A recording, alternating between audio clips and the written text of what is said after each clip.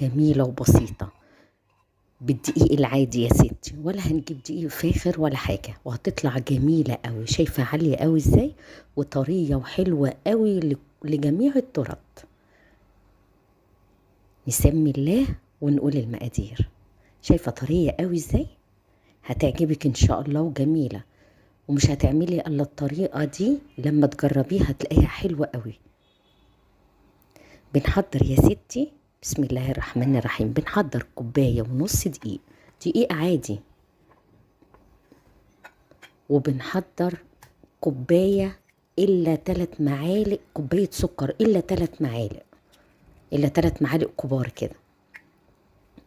بنحضر 6 بيضات بدرجة حرارة الغرفة. بتجيبي بولة وتحطي بقى ال6 بيضات، مش هنفصل الصفار عن البياض ولا أي حاجة، كله مع يعني هنضرب الصفار مع البياض وهتطلع